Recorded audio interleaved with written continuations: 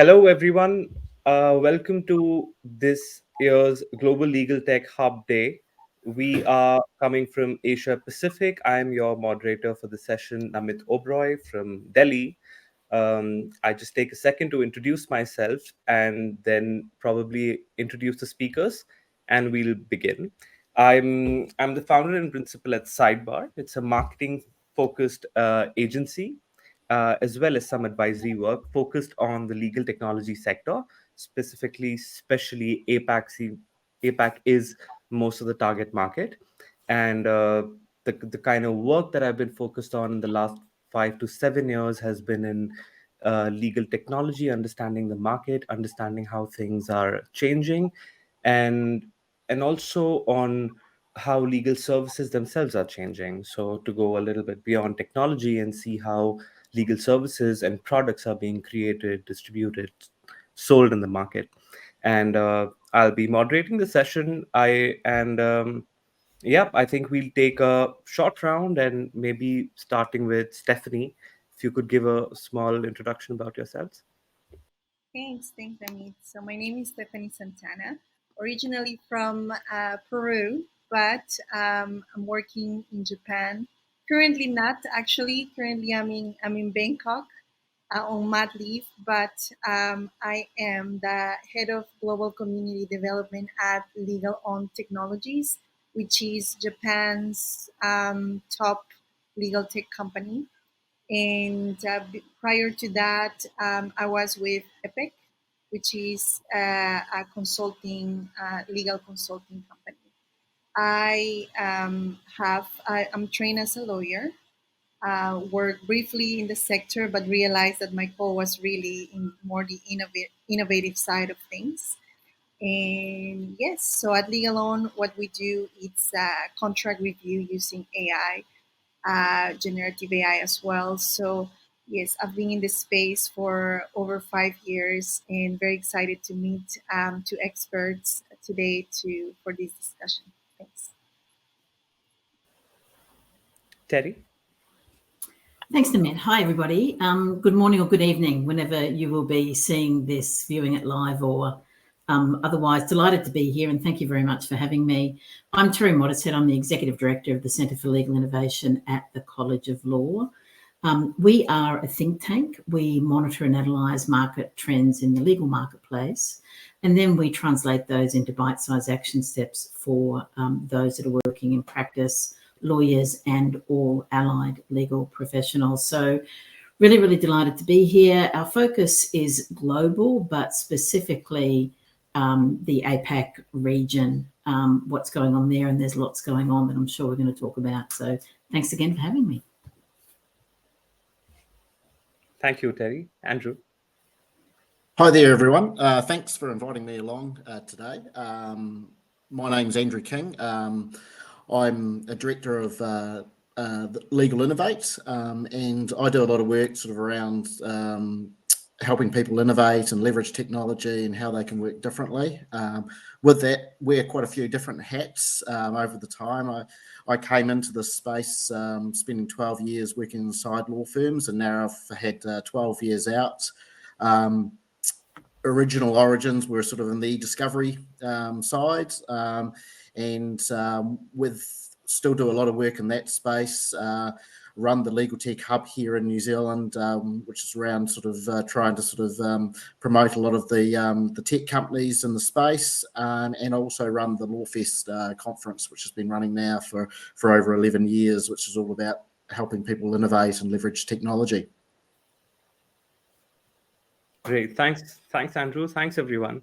I figured what maybe we can do in this session, what we can aim to achieve is we would have to make a choice between breadth and depth. Do we really want to go deep into a specific topic like generative AI, which we must discuss? It will be one of the first items we discuss, or we go broad and try and get a sense of how the market is changing. So I figured we'll do the latter. And so with that, I think my first question, and perhaps we'll start with you, Andrew, is how how do you think in the last 2 years, basically since we recovered from COVID, has the legal tech ecosystem changed? in your region or APAC generally? Yeah, so especially wearing the New Zealand hat, I think sort of COVID for a lot of people was the catalyst for a lot more tech adoption. I think for a long time, especially in the legal space, there was a lot of people that were still perhaps a little bit adverse to sort of adopting and leveraging technology, but sort of with COVID, I think what happened is that a lot of people sort of got sort of their exposure, and even if it was just through likes of Zoom and Teams and things like that, I think that for a lot of people, it brought a lot of people along for the ride. And it's not to say that sort of a lot of positive things weren't happening outside of that, but I think what it's done is it's sort of allowed a lot more people to sort of see the benefits of technology, and even if that's just things like meeting with your clients. During COVID, you couldn't physically do that, so things like that, people, for a lot of people, it might have been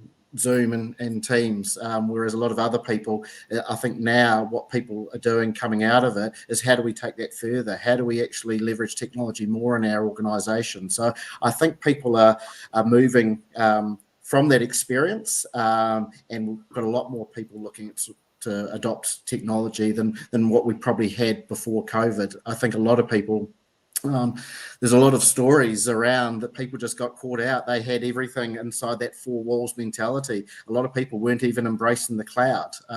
So I think a lot of those things, people saw the learnings of sort of, it shouldn't have taken COVID to actually sort of make a lot of those changes for people.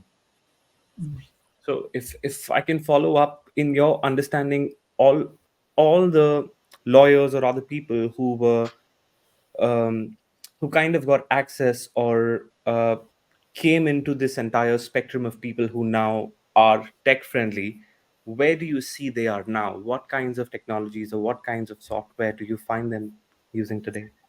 Yeah, I think everyone's at different stages of that journey. I think a lot of people, as I mentioned there before about the people that just took up Zoom and Teams, they're at that very early stage of that journey, whereas a lot of others have been on this journey for a long time. So they're moving probably more towards a lot deeper into sort of identifying a problem and going out there and finding a solution to that problem. Whereas in the past, often they didn't actually know what the problem was. So I think people are actually learning a lot more about sort of how to actually leverage technology, as opposed to sometimes not just taking the shiniest object out there, actually understanding a bit more about what they want. And I think the key is, and it's probably same all over the world, people are just different parts of that journey, and they always will be. And I think it's important to sort of, as long as you're on that journey, I think it's important. It's just sometimes it just takes others that haven't had the same sort of exposure that we all sit here and we've probably been talking about this for years, but sort of sometimes it actually takes a crisis like COVID or something like that to actually be the catalyst to change and to sort of make some changes and things that we've probably been talking about for a long time, that they may actually see, well, hey, that's why we actually need to do it. Terri, how about yourself? What's your judgment? I'm going to say I agree with everything that Andrew said, but maybe add a couple of bits to it. If we're looking back in a period of 2 years or post-COVID, I think the other big thing is obviously generative AI has been the release of ChatGPT in particular late last year, and what we're now doing to and with that. So I think the overlay on the tech stack, if you like, has been AI. That's been in the last 12 months, not that it hasn't been there for a really long time, but the interest and the focus on it, I think, has increased faster than any other type of tech that has been used. So I think that's one of the really big ones. I guess the focus, if we look at what came out of COVID in particular, and I think it continues now, is also that focus on leveraging the tech that you've got. So what have we got? Doing a bit of an audit of that. What have we got? Are we using all the capabilities and functionalities of that? Let's look at that first before we do anything. So that's kind of been one of the overriding things that have come out of it. I think collaboration as well, that solutions now are increasingly not just being built in a multidisciplinary sense within the business, but they're being built in a multidisciplinary sense with clients. And they would be the ones that are obviously on the more of the cutting edge of this movement than anything else. But we're starting to see that, I think, quite a lot. And I think what we're seeing emerge, I wouldn't say it's emerged yet, but what we're seeing emerged, I think, is a minimal or not negotiable level of digital literacy. So because of all the change that Andrew was referring to that has come along, we just have to. There's now a minimal level that we just have to meet, or we're not competitive in our own industry, but we're certainly not competitive as far as our clients' expectations are concerned. And I think that is increasingly not just B2B clients, but B2C clients as well, because the level of sophistication has risen across the board, not just in business, but for consumers as well. But I would also say there are two things operating in parallel. There's all of that we're talking about and excited about, but there's also a percentage of the population where we have to understand that tech may not be accessible, that tech may not be able to be used, and those folks still need to be supported and serviced with legal services, products and solutions as well. And I think it's going to be important to keep that in mind as we move ahead as well. I see. A couple of interesting points, which I'm going to factor in my next question. Before that, Stefanie, what's your overview about the market in Japan?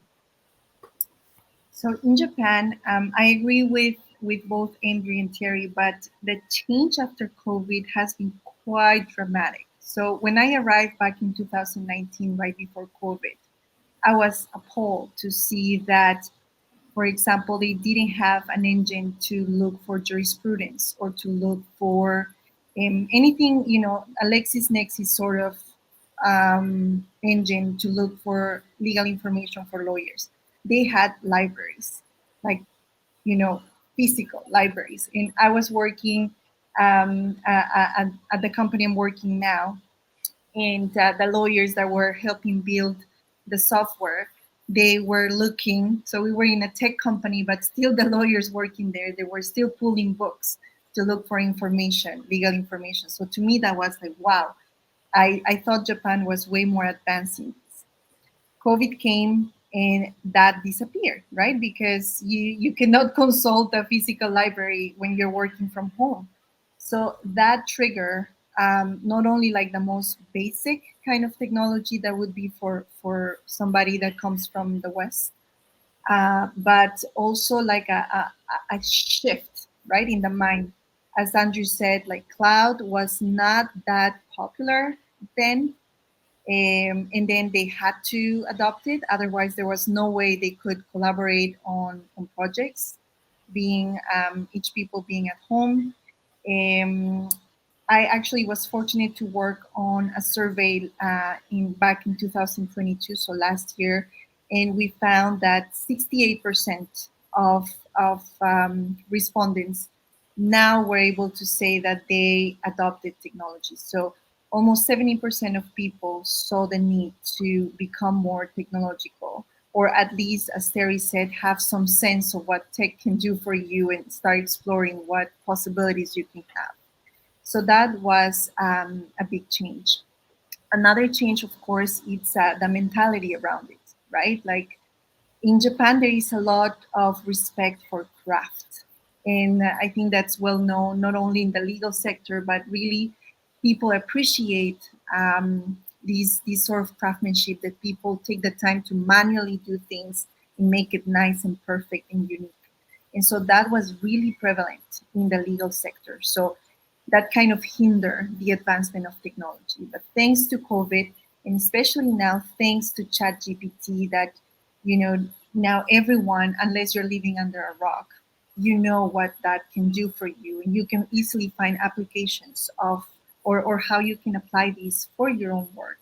So thanks to these two events combined, I think the mindset is shifting, and we'll discuss later on as we expand on GPT. I don't want to go ahead of myself, but that has really led to a movement in Japan where digital transformation is really at the forefront, not only in legal but in all industries. Great. So, Stefanie, I'll follow up on this. My understanding is, and this converges with, I think, what Andrew was saying, that most of the change really seems to be in the nature of digitalization. A lot of things, a lot of parts of the law firm or other businesses, maybe in-house teams that used to be manual are now post-COVID, post 2 or 3 years, they're a lot more digital. Apart from that, as all three of you mentioned, the elephant in the room is generative AI. So, Stephanie, what opportunities that did not exist before has generative AI opened up? How do you see people in Japan using it? How do you see them not using it? Right. So I think what happened with generative AI, first of all, there is a societal problem in Japan, which is the decreasing population.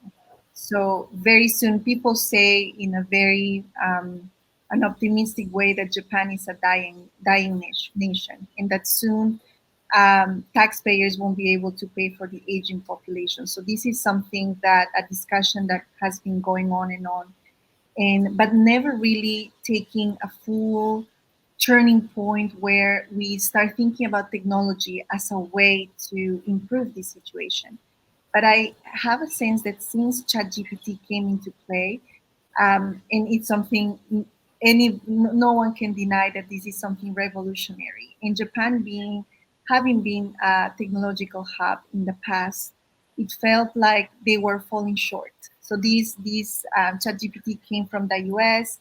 In Japan was not really up to it. So, for example, we didn't have enough computer power to process in the nation to process large amount of data. So this has triggered not only public but also private sectors to start kind of competing on who's going to build the next supercomputer, and really streaming a lot of money into this endeavor, and which is really optimistic. Is now we see a shift into startups. Many more startups are coming up in trying to do to test this generative AI. So for legal in particular, there is not many competitors in the legal tech sphere, but the few that are competing are really embracing this technology for what they do, and it's mostly on the contract side. So most of the largest legal tech companies in Japan deal with contracts, just as LegalOn. So LegalOn itself has already released 2 products with generative AI, and we see this is a trend. A way is not being used. It's a good question, but I would say that only time will tell, because right now, as Terri said, it's not even been a year. So people are, thanks to these government inputs and also private, I think it's going to create a great environment for new ideas, to test new ideas and to do more with this technology. Very interesting. Terry, I know that you're deeply involved in this space and you're deeply passionate about this space. I'd love for you to answer and also set the context in case there are more aspects that we should talk about. Yeah, absolutely. We've gone a bit Gen AI crazy with the rest of the world. So, I guess it's because we saw pretty early on that there was real opportunity. There were, and I think it's been well documented that there's real challenges as well. And so for us, for the centre and the work that we do, it was really how do we support that from an educative and awareness raising point of view initially, and then kind of start really getting into the detail. But I guess the way that we have approached it from a law firm perspective, and there are many different sectors, and one of the things that we did is spend time with literally every sector in the legal ecosystem and chat about it. So just kind of focusing on law firms. Two areas in I guess, very broadly. One is, how is it changing the work that lawyers do and the way that they work. There's kind of two aspects to that.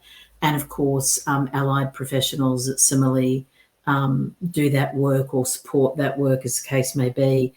And secondly, so that's kind of the practice of law. Secondly, I think it's how is it changing the business of law, and how are practitioners using it to do that? And I think, again, really briefly, I think in the practice of law, what we're seeing is a lot more efficiency. So things like document automation. We're also seeing first drafts being put together. We're seeing memos, first drafts of memos summarising difficult areas of the law. Just about anything that you can imagine, really, that you can ask a question about, then it potentially has the ability to be able to deliver on that. I think in the business of law, we're seeing particularly smaller to mid-sized businesses use it for doing things like drafting, advertisements, doing PR, putting up social media posts, drafting blog posts. So it's become a real assistance in a lot of those areas. And of course, we're starting to see it now be able to do things, particularly with the use of plugins, do things like analyze data for trend analysis from a financial point of view or customer preference point of view, or whatever the case may be. So I think it's kind of operating in parallel with that practice of law and business of law. But I think, overall, all of that is going to depend basically on the accuracy of the data, and that it doesn't run into all of those problems that we're very familiar with now around privacy and confidentiality and attribution and all of those, accuracy and all of those sorts of things. So in a couple of areas, very specifically, but growing all the time in terms of opportunities and applications in those areas. Perfect. So I'll ask the follow-up question now, and this relates to both the first response you had given when you had mentioned that you're seeing the difference not just in B2B but also B2C. You also see the legal consumer outside of a business or an enterprise coming with a very sophisticated mindset of how the legal service delivery should happen. Do you feel now, with Gen AI tools available to the whole world, the power dynamic between the legal service provider and the buyer is changing? This could also be in the context of B2B, because in-house counsels, because in-house teams are often at the edge and they have a real incentive to adopt these technologies. Do you think this changes the way on the business side of things law firms operate? Do they feel more under pressure? Is their expert position being diminished or challenged?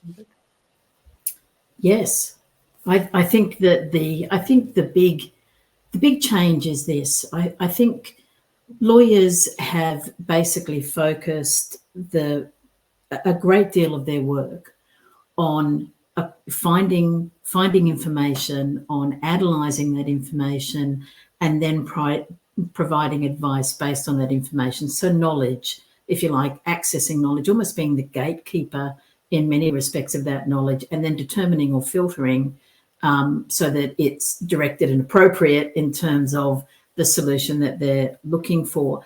That knowledge can now increasingly be acquired by anyone, whether it's someone in a business or a consumer. The question around it, of course, remains, is what's being provided accurate? And there are issues around that, but that will continue to improve. So that's the really big one. I think the other part of a lawyer's job has been experience. So we've got the knowledge, then we apply experience over the top of that. I think that has flipped because of generative AI. And the focus has to be increasingly on the experience part of it, because the knowledge is more readily available to everybody, or it's available, the same knowledge is available to a lot of people. Or how do we basically have our own private cloud, for want of a better expression, so that we are leveraging that knowledge which is proprietary and special to us? How do we do that? How do we use that to differentiate our services? But that's a smaller part of the equation than increasingly the experience application. So I see the role changing, or if you like, really coming back to the basics of being that trusted advisor, of being able to overlay that experience in terms of strategy, how you approach a matter, in terms of really bringing to bear that 10 or 20 years that you've been doing the same thing versus the acquisition or accumulation of knowledge that can be accessed much more readily. Thank you. Thanks, Terri. Andrew, what are your views on this?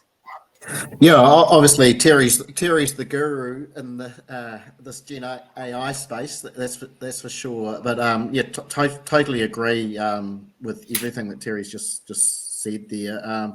I think a lot of what we've seen, and probably even before we got into the Gen AI, we've seen a lot of, for years when we've talked about leveraging technology and innovation, it's always been, from a law firm perspective, very internal efficiency focused, what we can do in-house to make ourselves more efficient. But I think what has started to change over the last few years has been that client-centric sort of approach, and Gen AI tools that are out there have just been a great way to be able to do that. Because for so long, especially a lot of the, Terri mentioned a lot of examples around contracts and what have you, just a lot of the churn that's that law firms have been doing, and a lot of very qualified people inside law firms spending their time having to do a lot of that administrative sort of repetitive sort of work, that there's got to be a better way to do it. And sort of, I think what's started to happen is these tools have started to really enable us to sort of do those things a lot more efficiently, quicker, and that ticks the box of what that client is after. They want the answers yesterday, and it comes back to Terry's point about sort of lawyers and law firms and people specialize in those areas can be those trusted advisors again. And even before technology, sort of the amount of paper shuffling back in the day when we sort of had to deal a lot with paper, and then that paper turned into an electronic form, but there was just so much data in that, and it was still the same sort of thing.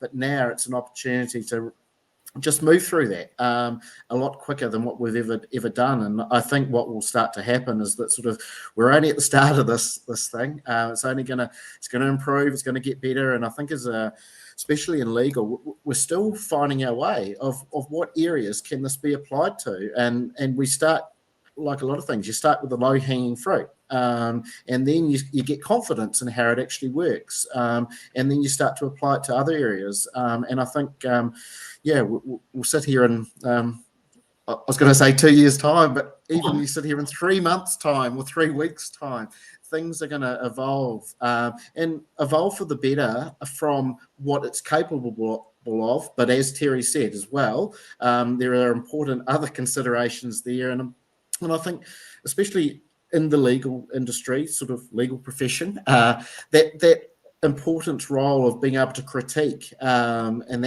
actually analyse what is there. And it comes back to that old adage, garbage in, garbage out, as well. And so often, you can only do what's in front of you. And if you're asking Chat GPT or any Gen AI tool the wrong questions, the wrong prompts, and that, you've got to still interrogate that information. So, a lot of change to come, but sort of we sit back there 5 years ago and 10 years ago, we're in a much better place today than what we were then. And it's exciting. It's really exciting. I know from my own perspective, sitting there for years, you had to convince people of why we needed to change, why do things differently. But now it's how we go about it. How can we apply these tools to actually make your life easier, do a better job, a quicker job for the client. Those clients' expectations are changing, and we're now having tools starting to develop that can actually help that. Yeah, I wonder how, on the business side of things, as a follow-up on my question, but also takes, Andrew, what you're saying into context, whether the fact that Gen AI takes away a lot of administrative, lot of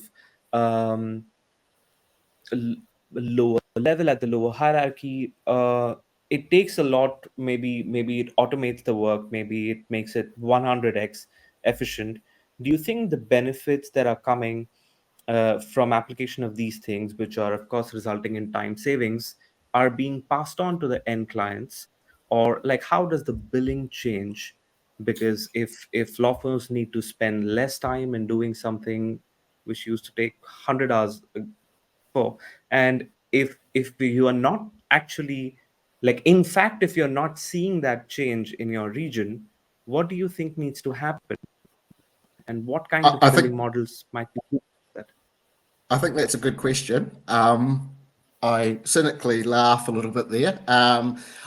To be totally fair, I think because this is so new, where I think a lot of law firms and that are still getting their head around it.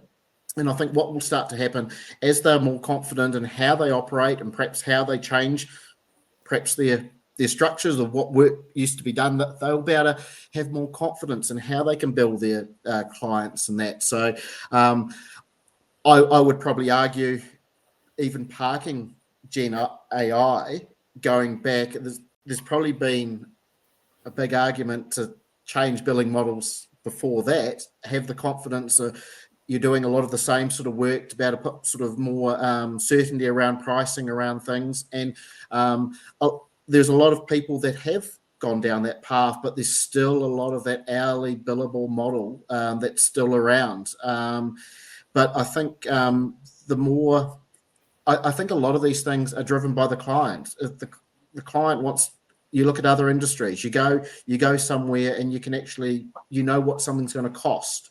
Whereas in law, we're being very slow to change. And don't get me wrong, there are areas of law where you don't know how much something's going to cost, but you can actually price on phases and stages of particular project, treating it like a project in that. And I think with the experience, and we've now got the data to back it up of how the work that's required, and it should be a lot easier to actually price and bill around it. But I just think probably at the moment, it's still a learning curve, and it should be an opportunity for a lot of law firms to really move differently in that space, to have a lot more confidence in how they actually bill and pass those cost savings on to clients. Because what will start to happen is the people that do that, that's where people will start to go.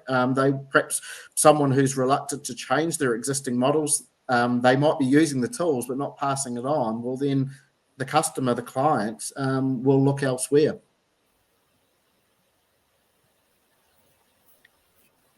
Terry, and then we'll go to Stefanie. Yeah, it's a great question, because billing is one of those things that is always a slightly touchy subject, I guess, in law firms. And we've seen probably 4 potential opportunities arise, I guess. For me, the big one that's overriding is, are you billing hours or are you billing outcomes? And that's a conversation that's going to go on forever. But in relation to Gen AI, and particularly the billable hour, we have certainly seen people suggest that we could be charging less because those efficiencies that we're gaining should be passed on to the client. But we've also seen the flip side of that, which is that we should be charging more, particularly when the information is being drawn from a proprietary or private cloud, because what we're drawing on is that collective expertise across the entire firm, and there's value in that. So there's kind of those 2 arguments. We've also seen the suggestion that Gen AI should be charged out at a billable hour rate. So the operation of Gen AI should be charged out at a billable hour rate. And finally, we've seen emerge the suggestion, and we've already seen the press about this, that there could be 2 levels of service offered. One, which is the output of a Gen AI, if you like, based response to questions, which is at a certain level, with minimal review of that output by a professional. The second one, which would be more expensive, where there's a full review. Of course, what has jumped into that very quickly is that there are professional responsibilities that attach to the quality of any product that issues from a law firm or a professional legal advisor, and it has to meet a minimal standard there, irrespective of the economics, if you like, behind it. So I think we're still seeing this emerge. I think there's still a lot of nuances to come out of this. And I think overall, it's going to require a pretty significant mindset shift. And if I may declare it, hopefully a move away from the billable hour. So I'm declaring my bias here, to really focusing and aligning simply with an outstanding product that meets clients' expectations and needs. Very insightful, Stefanie. Yeah. Thanks for that, Terri. That's super interesting to see the different possibilities that you have seen. To add on to that, I think I agree with Andrew that at the bare minimum, generative AI is creating a more competitive space. So law firms that were in a pedestal for decades, even maybe centuries, or a century, now they don't have that position anymore because people know. We knew with Legaltech what somehow people heard. Yeah, Legaltech can help lawyers with their work, so it's not fair that they're charging the same price than they used to. But now with generative AI, we know that there are certain things that are simple that can be done by a computer much more efficiently and thus a lower cost. So I think in Japan, there is no longer that sense that I need to pay the law firm because that's the price, it's the reputation. Yes, that's important and still is, I think, in all over the world to have a law firm that is trustworthy, where lawyers are experienced, where they are your trusted advisors. That hasn't changed. However, what has changed is now if we have two kind of equivalent law firms, and one is using generative AI and is charging maybe a different price, maybe the person will switch into that. So I think at the bare minimum, that's a change that I've seen in the past. And the other thing I want to say is that in terms of how maybe the fee model will change, there are already examples that have happened in the US and actually in Latin America as well with these new law model law firms. And so they are, lawyers are very clever. I don't think they're gonna miss making money. They're just gonna find innovative ways. So in some of these new law firms, they are charging for different for differently, but offering a lot of value, and maybe that what's going to be a change between the traditional model, how they will make money, is that they can take on much more volume of work as opposed to before. So that's something that I have seen in Ecuador and Peru with these new law firms, and in the US as well. Lawyers also, I think, a trend among at least this new generation of lawyers, they appreciate having more time for themselves, earn a little less, but have a better life work balance than before. So I think we shouldn't discount that as well. I think the pressure, yes, will come from clients, but it's also coming from incoming lawyers or the new generation of lawyers that want to have a better lifestyle. These are great points, and Stefanie, I think what really helps in your case is because you have exposure to seeing the same things across different countries, different jurisdictions, different markets, and that maybe probably sharpens your instinct on, it maybe helps you pick up on what's really happened in Ecuador, which you're not seeing in Japan. So yeah, last question really I'll ask about the topic of Gen AI specifically is, and Stefanie, we'll start with you. Um, outside the law firm world, in fact, even outside the in-house legal world, how do you see Gen AI changing possibilities for access to justice and what citizen services, government services related to legal, and any initiatives that the Japanese government is taking or considering taking about these? Unfortunately, access to justice hasn't been a topic that has been at the forefront of development in legal tech in Japan yet. But I know for a fact that there are a few professors from big universities that are exploring that topic and talking to people in the US and in the UK where access to justice is developing for a few years now. And it's going to be incorporating little by little. At the moment, if there is something going on, it's very small, so not that significant.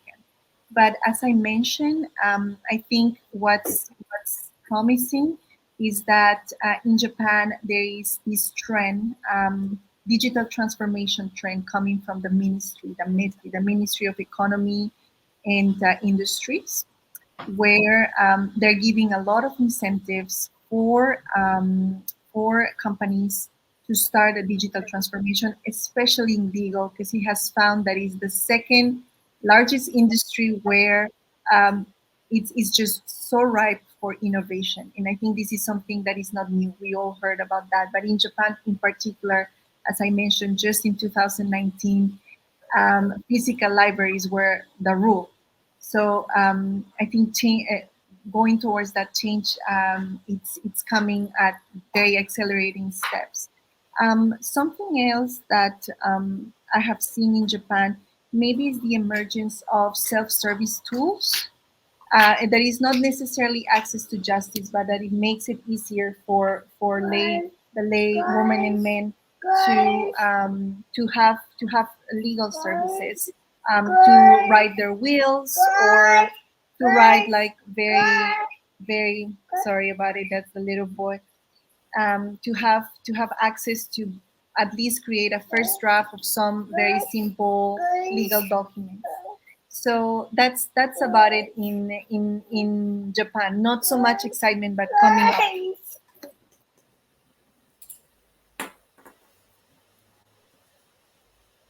Okay, we'll How about you? I'll just repeat the question, Terry. I'll come to you next. Um, I'm trying to understand how governments or public services or an administration, how Gen AI has opened up any opportunities for access to justice, and factually speaking, what are some ways in which Australia and then New Zealand are approaching this? I'm going to let Andrew speak about New Zealand. I'll stick to Australia, but maybe just look a little broader as well.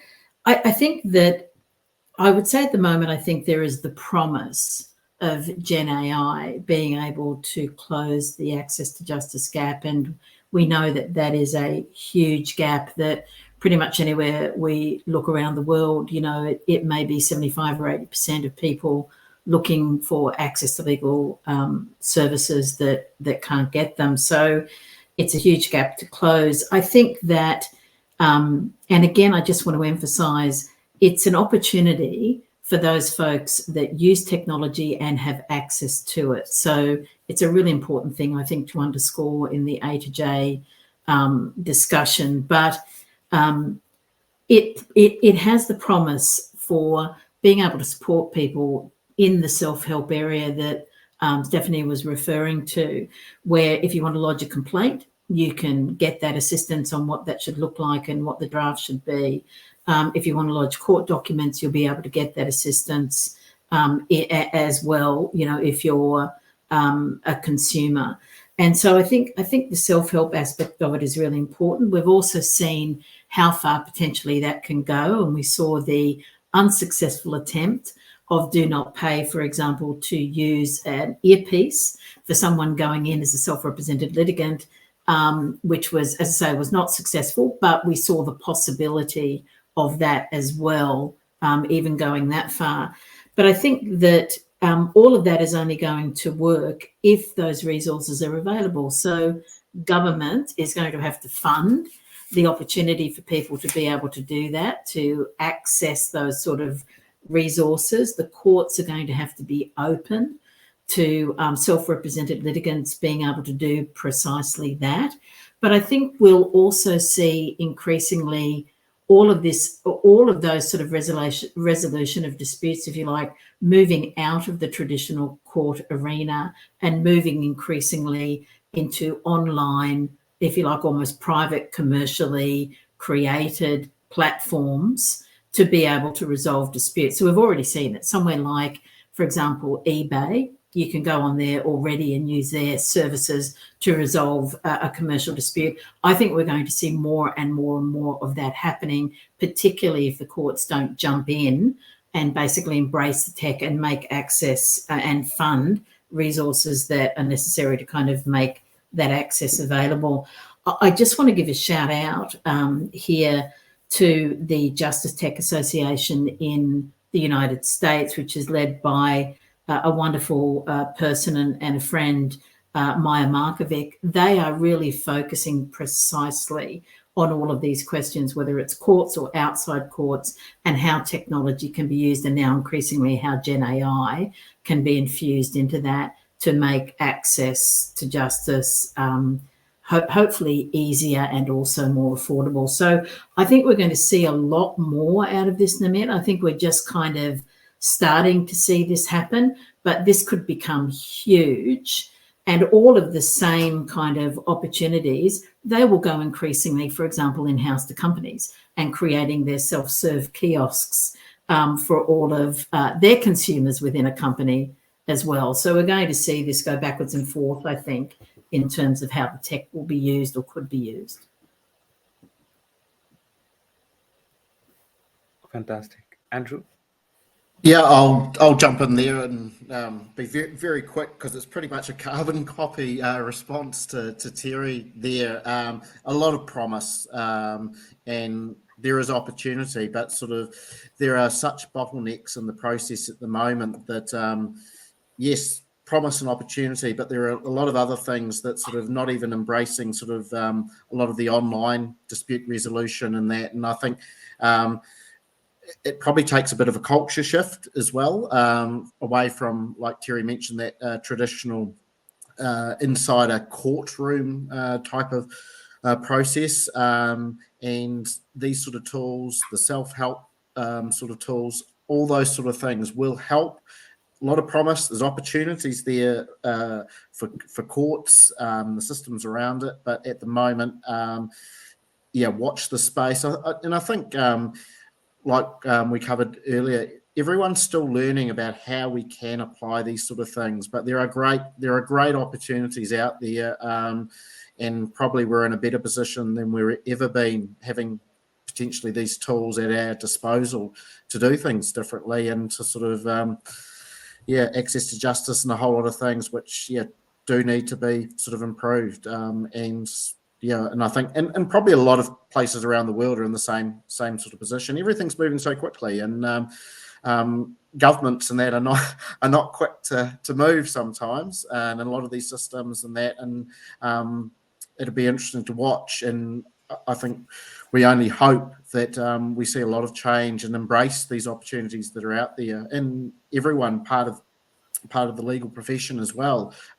adopt them. But sort of as we've seen online dispute resolution and those sort of things around for a while now, and they are being used, but they can be used a lot more than what they are currently being used. We've still got that sort of, a bit like the old traditional law firm model, that four walls type of mentality. We've still got that, has to be in a physical courtroom, and it's a slow change, but sort of the tools are starting to be there.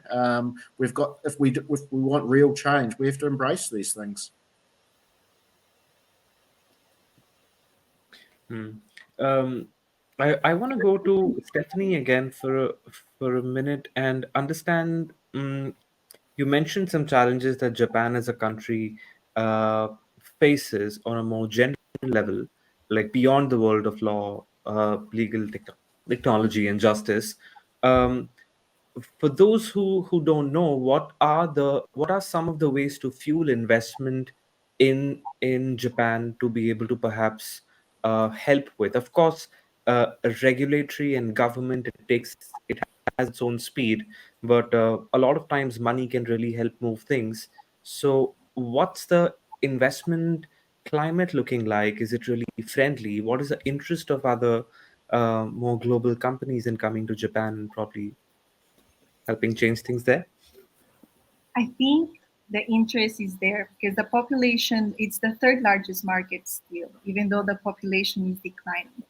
However, the biggest barrier is the language barrier and the cultural barrier. So there are a few strong global legal tech companies that came to invest in Japan and try to just translate their tools and offer it, in Japanese to the public. But many of them have failed, unfortunately. Japan is quite, especially for legal, a difficult market.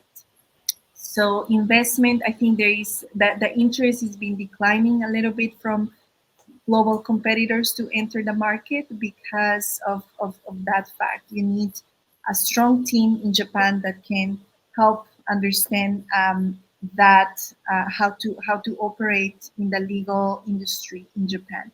So that has been tough. However, I would say if there are some ambitious developers, ambitious engineers, ambitious legal technologists that are ready for a good challenge and are not afraid to really immerse themselves into the culture, a beautiful culture, there is a lot of space because actually for the amount of effort that Japan needs to put to kind of level up to, let's say, the US or the UK in terms of legal tech, there is a lot of talent, engineering talent missing. So, and this is a report that came this year. There is a shortage of talent in terms of engineering. So I would say maybe not necessarily monetarily, but in talent wise, if there are people that are willing and able to take up the challenge, Japan it's a great place. There is a lot of demand, well paid for those people interested. Um, Another thing I wanted to add, and this is just to refer back to Terri and her shout out to Maya Markovic. She's amazing. This is the person I connected to, this professor in the University of Keio, which is one of the top universities in Japan. And hopefully she can work her magic, Maya, to bring more access to justice to Japan. So if you haven't yet follow her, please do. She's really the things they're doing are amazing, and I do think that doing using generative AI for commercial and more business law, it's amazing and it's great. However, the possibilities in access to justice are also really promising, and I think this is something we should pay more attention to. All right. I want to maybe contextualize this question for slightly for Australia and New Zealand. I think um, I'd love to understand, how do you see investment patterns or global companies coming up, setting businesses in Australia and New Zealand? Um, how is that different from maybe the US and the UK, maybe Europe? What are some differences in the way East and West do business as it gets manifested in Australia and New Zealand? For example, in factors that may be relevant to this are maybe liberalization of the profession, which I think Australia has kind of set a great example for. Um, so yeah, so maybe Andrew, I want to start with you. What are some peculiarities about the way New Zealand does business? Yeah, probably, yeah, we're quite a nimble country in how we work. The legal profession, though, is probably a little bit different to a lot of other areas, and it probably comes back to, as mentioned before, around being a little bit slow to change and adopt technology. But it's not to say that we can't move quickly when we need to. And even going back to the very first question of the day around since COVID, we've seen a lot of change that's happened. But I think one of the issues here probably is around, if you're looking at legal tech, a lot of the legal tech companies that are from New Zealand, I think one of the things is probably the market here is not as big as a lot of the other markets. So if they want to sort of go to that next level, well, then they have to look abroad. And probably the first step is to Australia. And then it's probably to the US. So that's why sort of the New Zealand market, even though I'm very passionate about the New Zealand market, is this, we just don't have the same sort of volumes of law firms, of lawyers, full stop, of people around. So even though I always use the stat of go back probably 10, 12 years and probably had about 5 legal tech companies in this space. And I know now, I was just looking this morning on, we've got about 70 odd providing into the New Zealand industry now. So that's a massive change. But not all of those are internationally focused, but sort of those ones that want to take that next step. They want to sort of grow their company. The ones that are out there looking for investment, they need to sort of look outside just the New Zealand market and go a lot further. And there's been some really good successes there, but it's still... still work in progress. And I think a lot of the time they find their initial get their initial traction in the local market, see how their product works, and then look to sort of go further afield. And that's probably one of the main things. But I'd probably also say that sort of what I find is in New Zealand, we've got a lot of law firms that are not that, what I'd call that top tier, probably a lot more sort of smaller, mid-sized firms. And one of the benefits of having a lot of those is that they don't have a lot of red tape to go through. The larger the organisation, the more sort of even to adopt a piece of technology, the larger the organisation, the more questions, the more committees they've got to go through. Whereas the smaller sort of firms can actually be a lot more nimble. They can make decisions quicker, and they can, if they want something that can actually add value, well, then they can actually move quickly on it. And I think that is a real benefit, because I watch a lot of, and it doesn't just have to be legal, but the bigger the corporation, the bigger the organisation, how sometimes, and as we know in technology, if it takes you a year or 2 years to implement something, well, then technology moves so fast. And what you're looking to implement a year ago, it might have been surpassed by something that's bigger, cheaper, and faster. Thank you. Terri? Yeah, I mean, very similar. I would say that as far as the legal tech market is concerned, we've still got a pretty conservative profession. And I think that the way that shows up is not that there's any lack of activity. So there's a I think a really vibrant startup community in legal tech, but I think what we don't have enough of, where I think we see a lot more of it, and as Andrew said, probably a function of size as much as anything else, is in that kind of incubation, in the acceleration space, and funding in particular at that point. So that kind of forces really the most successful startups to go overseas, because that's where they're going to get the funding. And it's almost like they are successful here, they try things out, they go overseas, and then they come back. But we've also seen, I think, quite recently, a discernible interest in international companies wanting to invest into Australia. I think part of that, bring their tech, if you like, to Australia. And I think part of that is that vibrancy of that market, and the interest and I think in embracing the tech and doing something with it. So it's a strange combination in a way, that we've got folks, almost a bit of a brain drain in a way, going overseas to really be able to develop their product. But on the other hand, those very developed products also wanting to come into Australia and see how their product performs in this market. So to me, that's kind of an interesting trend, almost kind of the opposites in a way. But I do think the big issue around all of this is the funding issue, is the availability of the funding in Australia to be able to develop the legal tech, of which, as I said, there's lots of it, but to be able to develop that and actually kind of put that into action. And again, I think that we also, like New Zealand, by far the majority of law firms are small to medium firms.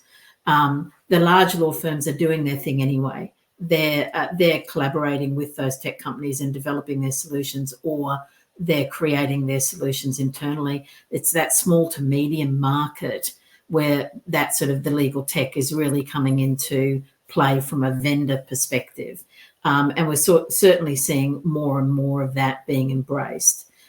In part, that technology is helping to level the playing field across all types of law firms.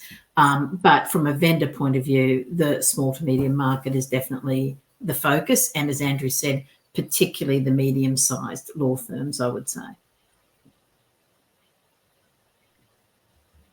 Great. I think I have the last two questions. The first question would be, I'm going to cheat here a little bit. I'm going to put two questions in this one. What regional development would you say in the last 3 or 5 years has most impacted Australia, New Zealand, and Japan, respectively? Ideally, in the world of legal tech, but if it's something more global in application like Gen AI, then maybe you can talk about the applications that some of the most impactful applications that your region specifically is seeing. And the second part of that question would be, what moving forward is the most difficult challenge that you think is facing, that your region is facing with respect to adoption, with respect to mindset, really with respect to the whole market? So what's the most impactful development that's happened in the past? And in the future, what's the most egregious challenge, if you will? Terri, let's start with you. Oh, they're big questions. I'm going to try and answer them as quickly as I possibly can.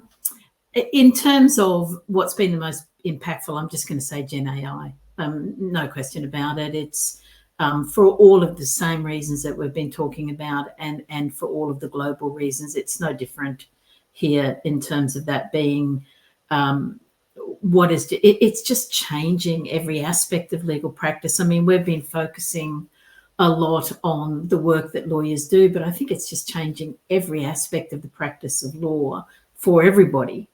And I guess on the back of that, to kind of answer the second part of your question, there's just a deficit at the moment across the board in legal, but I think that it was touched on earlier, every industry, in digital literacy. We have a massive need at scale to bring digital literacy to the profession, and we're not anywhere near where we need to be. And I think that's going to be a responsibility for every sort of education provider, traditional, but perhaps even more importantly, non-traditional education providers. But we have a massive reskilling and upskilling exercise here, and we're not even at the beginning of being able to respond to that. And for all of the tech that we have, it's going to be operated by people. So if we don't understand the technology, if we can't actually use it, we've just got a great wish list of amazing tech that we can't actually deploy. And that's why I put that digital literacy part at the core of all of this. So, and that will inevitably sweep into the Gen AI world and literacy around that. So we've seen a great example recently of a law firm, Oric, that jumped into and actually started educating their summer associates or summer summer interns on, prompt engineering and responsible AI. And they did that in a new way by collaborating with an online education provider, Alta Claro. So I think we're going to see more and more and more of that, and it's going to be all over the place, and we need more of it, and we need it quickly. It's a great response. And Stephanie, I think that connects well with what you were saying about the Japanese people and their.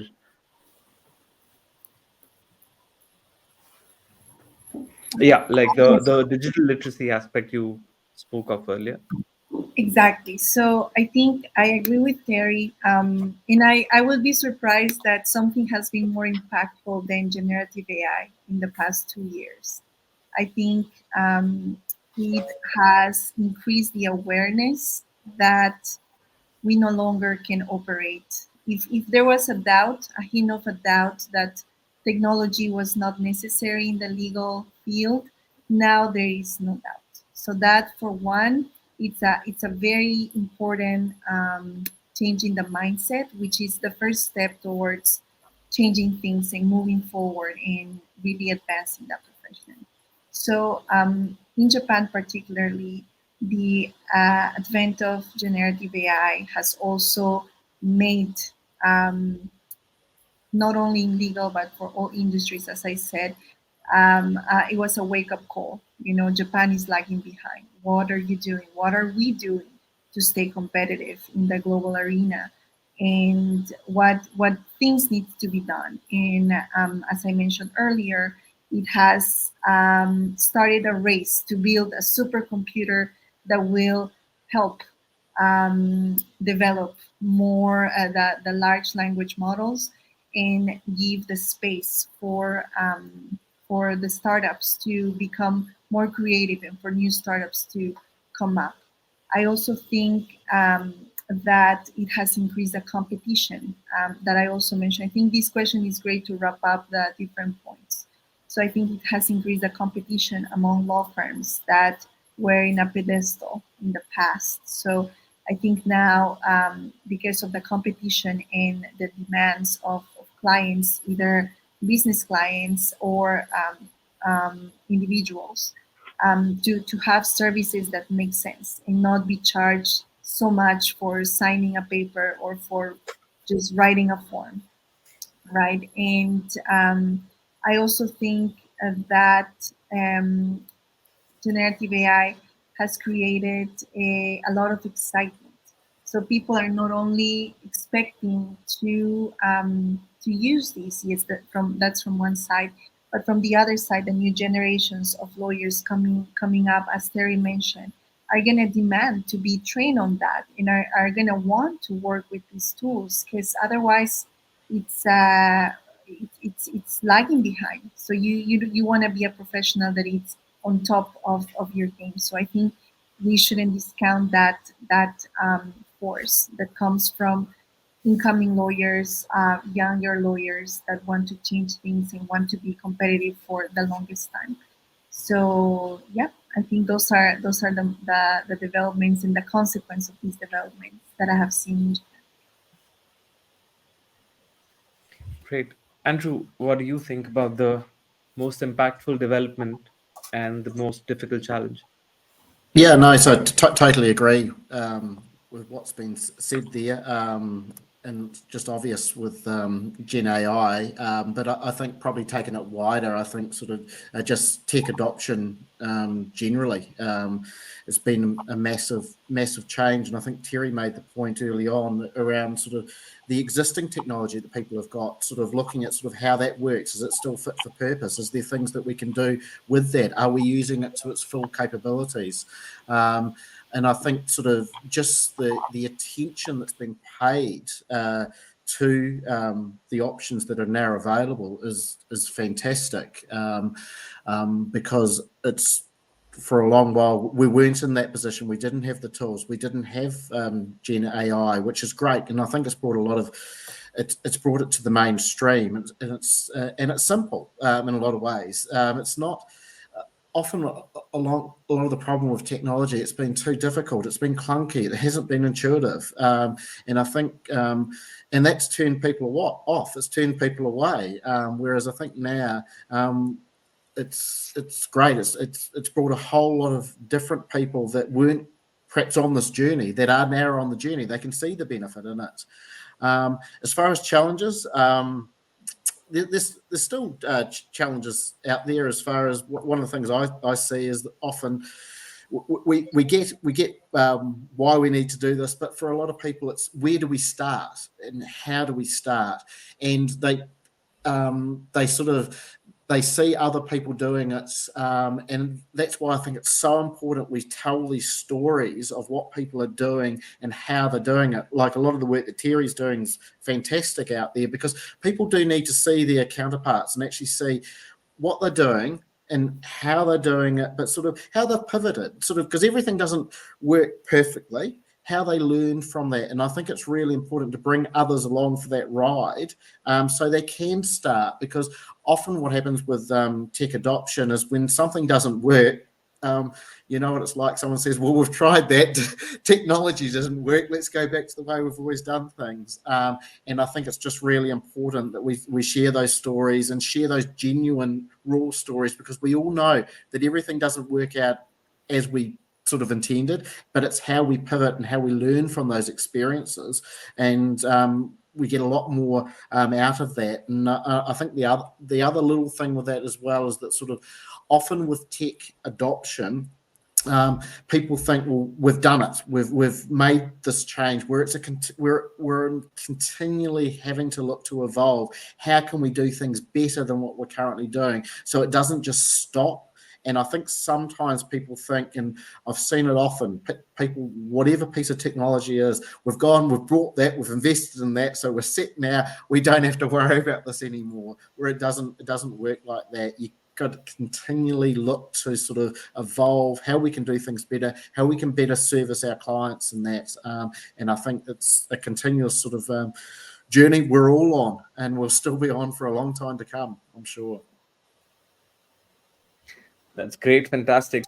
So with that, let's bring this to a close. I want to thank Terri, Andrew, and Stefanie for joining from different parts of your day and of the world, and insightful session. We've covered a lot of ground, and and